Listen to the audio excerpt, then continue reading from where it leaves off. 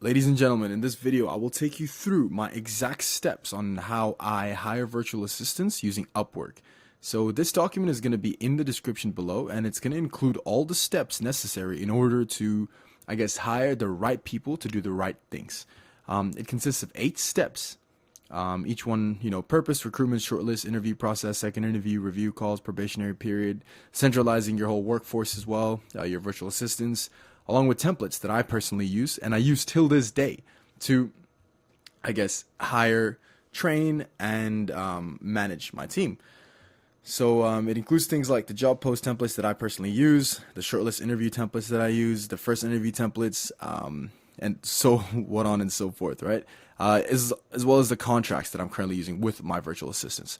So all this you can find in the description below, and you can download it for completely free, and you could also use these templates yourself. So I'll take you through exactly what these steps are and what you need to do in order to, multiply your hands, your mind, and acquire more than 24 hours in a day leveraging virtual assistants. So step 1 is purpose. So what do you want your VA to do? You have to understand one thing is that if you're unclear about what they need to do, they will also be unclear about what it is that they have to do for you. Do you need someone just for outreach? Do you need someone for content research? Do you need someone for engagement? How much do you want to pay them? Right? And how long do those tasks take you to do? So let's say you wanted to hire an editor. Editing takes up around 2 hours of your day. So how much are you willing to pay someone per month for that 2-hour work per day? Right? So 2 hours times 7, it's going to be 14 hours a week. And how much are you willing to pay them? $4.5 to $5.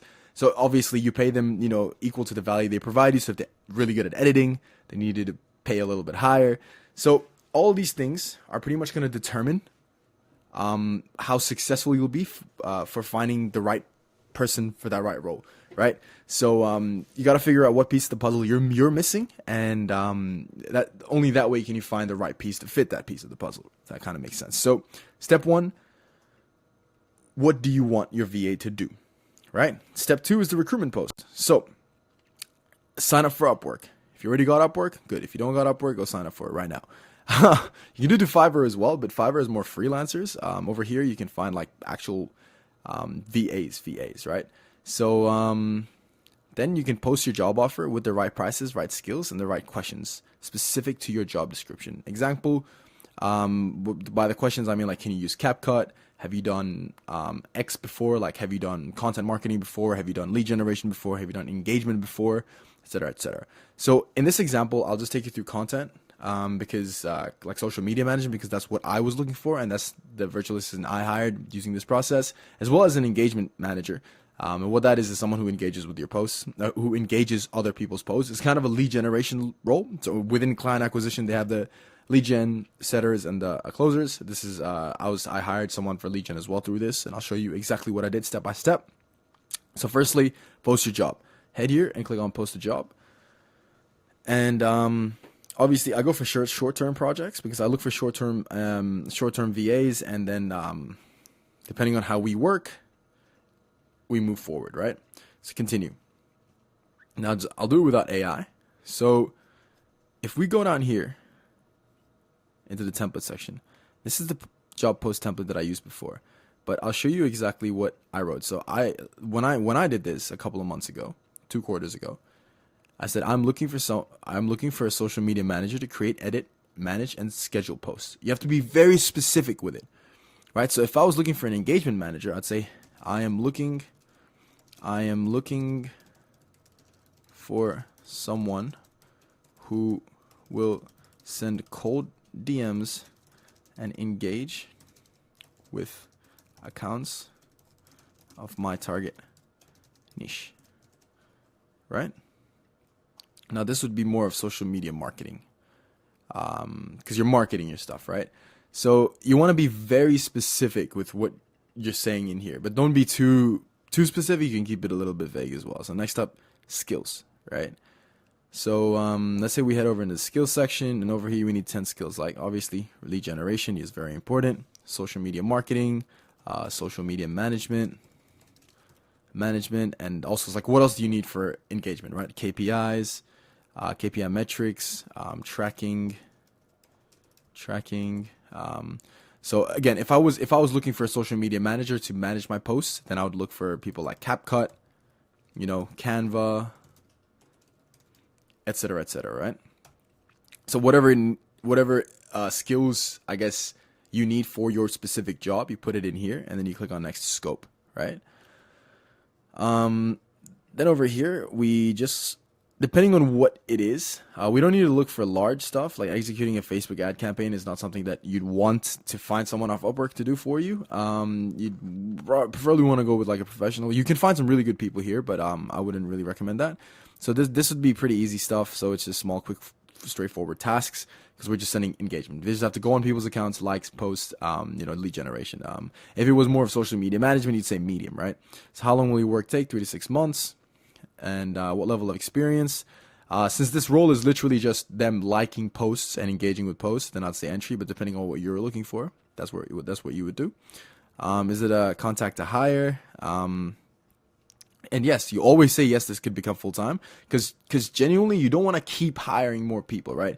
You don't want to keep doing the recruitment process over and over again because it is very annoying, it's very hectic. So yes. There you go. Next, budget. Then here is where you set up a budget. I'd say go with an hourly rate, and I'd say go from around like 2.5 to around, we'll go 3 to around 8, right? Excuse me.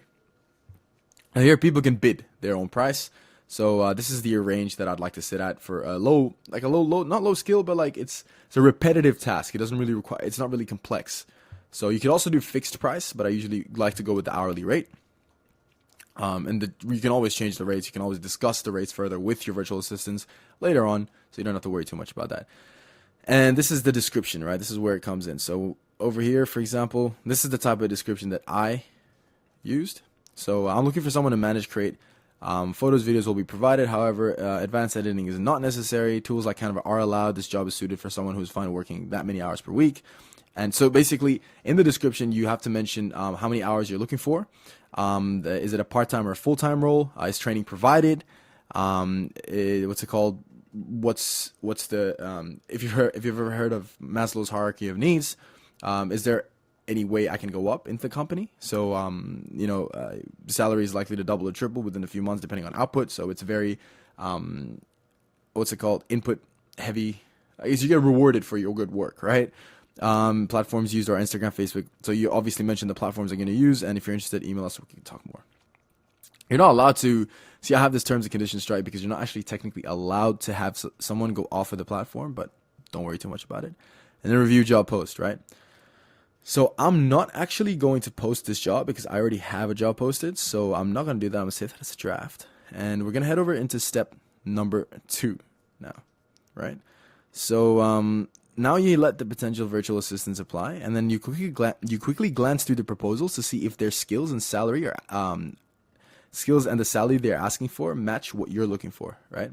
So once you've posted a job, what's going to happen is this is what's going to happen here. You're going to have a bunch of people apply. So this was a job I had posted 2 quarters ago. Same exact one I was looking for. Intermediate with mixed experience, 1 to 3 months. Not sure. And the rate is there, right? So, and the questions that, you can also set up questions that they're going to ask when they submit a proposal. So it was just kind of simple questions like, do you know how to use Canva, and describe your most recent experience. These are the 2 questions that I would recommend. Is number 1, software that is used, for the job you're doing. So if it's Canva, it's Canva. If it's CapCut, Premiere Pro, it's Premiere Pro, Instagram, whatever it may be that you need for your role. Ask one of those questions, and don't ask too many questions because it just makes everything too messy for yourself as well. And then also ask them to describe their most recent experiences with similar projects, because that's really important to know their own experience. Some people lie, and that's why the interviewing process is important. And I did interview 19 people, and I only picked 1, so it is it is pretty annoying, right? So then what you do is you're gonna have a bunch of people apply. So I had over 100 people apply. Right, all of these people had applied. It's like more and more. It goes down and down and down and down and down and down. Right. So 84 people were archived. A lot of people archived. So what you need to do then is you need to shortlist the ones who have applied, around 10 to 20. So I shortlisted around 20 people here. Right. So these were all the people that were shortlisted. Cool. And some of them were the best matches. And from these shortlists, you shortlist even more because you see here they ask for a certain amount of money, right? So you got to make sure that that it fits your budget as well, right? So you pretty much quickly glance through the proposals. What I mean by that is you pretty much just go here, and for example, I usually look at the hourly rate. If it's somewhere around 5 to 6, I usually look. So if this one's 4, I take a look at it. Rising talent, cool. They want a 10% increase every month. I don't mind that. Do you know how to use Canva? Yeah, she knows how to use Canva. Works small project in university and school, became editor in chief, and blah blah blah blah. Okay, cool. Right, and then the people who put in pictures it's really useful that they put in pictures and stuff, so you can see some of their work. And then you can also see what they've done before, their employment history. You can check out their portfolios. And obviously, you go through every single one and see around 10 to 20 that you like, and you just shortlist. Just quickly glance through it. Don't go too deep, right? The ones that stand out, you immediately just shortlist them, right? And then once you shortlist them, you send them the shortlist message template that I did put into the template section of this document. So shortlist the interview section here. So it usually goes something like, hey, first name, I was taking a look around, received quite a few proposals, so I'm shortlisting at the moment. I did have a question for you. I'm looking for someone who can blah, blah, blah, blah, blah, blah, blah, who can do what you're looking for. And then tell them a little bit more about the role. Not too much, but then just say more info will be provided, right? And then tell them a little bit more, and then just say, let me know that if that's something you can do. If you think that's something you're interested in, book in an interview with us, speak soon. And then insert your Calendly link. So I like to use Calendly because it's just easier to find a time that works best for both parties. So the point of this whole thing is to take everyone you shortlisted into a one-on-one call where you can ask them questions and see how they interact with you live. Excuse me. Because essentially, these virtual assistants will become long-term employees if they work really well with you. And obviously, most of these people are qualified. You just need to see if they vibe with you, right? So if what I mean by vibe is you just need to make sure they're the right fit for you, right? You can have a bunch of people that can do the same task, but if they're not the right fit to work with you, like they're just not the right fit, right? Just remember, you're the one hiring here, right? It was really weird for me too, because I used to look for jobs, and suddenly I was looking for people to do a job for me. So remember, you're on the other side of the table here. So I'll show you a live example of when I did this. So if we go into my messages, so illegal on UpWork, I'll probably get banned, but it is what it is, right? So this was a bit different here. But for example, if you go to Mokochebi, right? And then she sends me a message, blah, blah, blah, blah, blah. And I say, hey, Moka, so, you need to, and then I send her that exact message, Calendly link. Thanks for reaching out. And then she's like, okay, these are her experiences. I'm available at that time. And then I told her to book in a time, and she rescheduled. That's fine. And then she booked in a time. And then the next thing is just, sit on the call with her. So the reason I use that as a template is because I just copy paste a thing, right? Because I'm not really going to waste my time sending the same message to like 1,000 people, right? So like I was looking around, blah, blah, blah, blah. And let's be in touch soon. Calendly link, right? So just like the one here. And once the shortlist process is done, what happens next is the interview process. And this is, scheduled to Calendly. You want to keep these interviews short, 15 to 30 minutes max, because you don't want to waste your time, right? I write down all the responses, make a Notion page if needed. So what I mean by that is, for example, if I head over to my Notion, and I head over into wherever the heck I can find my recruitment, interviews, shortlisted interviews, I interviewed around 6 people, right? So I interviewed way more, to be honest. These are the amount of people. I interviewed a lot of people, and for example, this is someone I hired. The questions to ask, right? First interview template. So this is how you want your interview to go, right? Your interviewing process is keep these interviews short, use the template I gave, and make sure to record these calls so you can look back on it. So I use Google Meet, and I recorded all the calls using Google Meet so I can look back and see, what it is that they said. If there was someone who stood out to me, then I could go back on the call and see why they stood out to me, right? If I was just, in my own head, or did they actually stand out, right? So the template that I gave in this section is right here. So this is kind of once you call them, you say, so before you start, I'd like to ask you two questions. Firstly, this meeting is being recorded. Is that okay with you? So you don't want to say, can I record this meeting? Because sometimes they say no, right? That happened to me once, and that was pretty bad. That was bad for her. I mean, that was bad for the prospect, sorry, the candidate, and me as well. Because now that I don't have a recording, even if she was so good, if I forgot something she said, I can't go over the call. And if I'm going through 20, 30 proposals, then it's just not going to be, it's bad for me and them. So if they really don't want the meeting recorded, they can still say no. But you just say, firstly, the meeting is being recorded. You tell them it is happening. Is that okay with you? Secondly, what would you like me to call you? So you get their preferred name. And then you say, hey, blah, blah, blah. How's your day? Cool. Keep it short. So then you say, so let me tell you a little bit about me and my business. So this is what I said. So everything in green is interchangeable, right? Don't use that because that's not you, right? All right. So as I was saying before Loom rudely crashed, whatever's in green is interchangeable. That's not you. So you can say whatever you need to say. My name is Pranav. I'm the founder of your company. My company is a brand management digital marketing business that helps with blah, blah, blah, blah, blah. You tell them a little bit about you. And up until a few months ago, I was working alone, but only recently started hiring staff as workload increased, because that was the truth. And then they asked them, do you have any questions so far? So if they have any questions, you can get to them ASAP. And then questions to ask. So this is where you take notes, right? For each and every single person that comes onto the call, you just take some notes. So you make sure you're hiring the right person, right? We don't want to hire the wrong person here. It's very crucial that we hire the right person. Tell me a bit about yourself. Are you studying / working full time? So first you need to see how much time they have in their day. If they're studying full time or they're working full time, you got to keep that in mind, right? What do you like to do outside of work? That's also very important. So if there's someone who likes to spend all day at home, they're gonna be a good they're gonna be a good virtual assistant. But if they start saying, oh, I like to do this, I like to do that, it's like, then when do you have time to work, right? So if someone like, oh, I spend all day at home just on my computer, it's like, you're perfect virtual assistant right there. It's good to know, right? So then you say, tell me about your experience in content marketing. I say content marketing here, but whatever it is that you need them to do. Tell me your experience in lead generation. Tell me your experience in closing, in setting. What particularly draws you to this field? Right? And you need to find out why they like this field. Is it the money? Is it because, their great grandfather, he was doing lead generation for the Rothschild family? Well, who knows, right? Can you describe a time you faced a challenge in that space and how did you overcome it? This just kind of gives you an example of how much experience do they exactly have in this space, right? Someone could say, I have 10 years of experience. Then you say, what's the challenge you faced in lead generation? They're like, oh, I forgot my password and had to, this is where you can see if they're actually telling the truth or lying in their CV, right?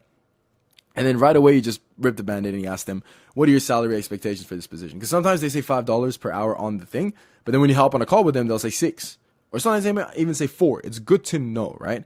And do you have any questions regarding payment structures? Right? In case they're expecting commissions or anything like that, you can get to that query ASAP. And then what's your understanding of our target audience, right? You ask them questions like that, and you ask them, have you ever done this type of thing before? And then obviously, do you quit Canva, etc. This is not necessary, blah, blah, blah, blah, blah, right? You can see this whole sheet by yourself. I don't want to waste too much of your time.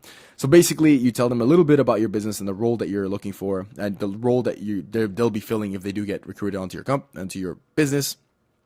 And you tell them a little bit more, and then you say, further details will be provided to you, but do you think that's something you can handle? If so, how long do you think this would take you per week? And then you say, I'll do this myself, and it doesn't take me longer than 10 hours a week. So you're basically inadvertently telling them that to do this task is going to take you 10 hours. And if you're asking for $3.5, so if you're asking for $2 an hour or $3.5 an hour, times that by 10, you're going to be getting paid that much per week, right? Inadvertently, you're telling them that, because that's why it's important to know how long it takes you to do that same task. Because you can't be paying someone money to be doing something that you can do better in less time. That doesn't make sense, right? So, and they need to be a good fit, is what I'm saying, right? And then you say, as you begin to work with us, we might give you more tasks. If that happens, we will also increase your pay, right? And that's cool. Okay. And then you say, you get paid on the 10th of every month, or whenever you want to pay them, right? And then if it is a performance-based role, you'd let them know it's a performance-based role, so bonuses are available. More information will be provided later. And then you ask them, is there a payment method that you prefer? Most of the times, I like to send it straight to their bank account. I use Wise. Wise is a really good way to do it. And then you also tell them, when can you start? So if they usually say immediately, right? But we need, and then that's when you say, okay, we'll be in touch shortly after the interview processes are done. You say, we might test you to see if you're capable of this role. And if you're selected, we might ask you to plan 1 week of content. Or you might say, we might ask you to work 1 or 2 weeks for free to see how you work, right? Is that something you're comfortable doing? The reason I like them to work a week or something for free is because I pay everyone in advance, right? So I pay them for the month ahead, right? So that's why I need to see how trustworthy these people are, right? Because you never know, right? And then you ask them, do you have any questions for me? And if they have any questions, you handle it right there.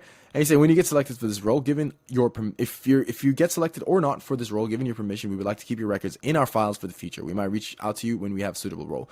So the reason we do this is because we've already done this recruitment process, right? We've already got to know this person. We don't want to just let that go. So you keep their details in your sheet or wherever your filing is. You always keep it there. So if the role opens up and you need someone else, then you already have this person there. You just reach back out to them, you tell them, let's hop on a call. 6 months, 10 months, whatever it may be. You already know this person, right? Trust is already built. So that's the interview process, step 4. Now, step 5 is the second interview process. Now, from the previous interviews, you pick 4 to 5 of the best suited for the job. You make sure that these people also best fit your vibe, right? So these 5 people must already be best suited. So most of the people who apply will have the skills required to actually help you fulfill that task, that role. Now you need to make sure they fit your vibe, right? So on this call, you want to pretty much give them exact and clear expectations of what you require them to do. This call is mostly to see which VA you vibe with the best, as all candidates at this stage are qualified. You can also use the template provided. It's not in-depth, but it should give you an idea of what's required. So the second interview template is just bullet points, where you talk about what it is. So I have a shared drive, payments on this month. The contract will be sent within 1 week after the shortlisting is done. Your pay will be X in your currency. So I was working out of Australia, so I'd say it would be 300 Australian dollars, which is around this much, Philippines pesos as of today. That's what you let them know. So you pay them in dollars, whatever the rate is, right? And you let them know that this is the second last process of the stage, and obviously you tell them a little bit more about the role that you're looking for. I was looking for a social media manager who was gonna help me make content. So I told them to focus on value-based content and not to sell too hard. So the second interview, just being direct, it's just getting to know them a little bit more. Just laughing with them, joking around, being yourself. So if it's something for the long run, right? Because you need to work with people you'd like to work with, because you're the boss here. You're the architect. You're building your business literally. So you can't be hiring people that you don't want to hire with, right? And you don't want to go through the recruitment process a lot as well. I've had the same VA since I had at the start of my business till now. I've hired another one, but I only have 3 or 4 VAs at the moment who do a lot of things because I trust them a lot, right?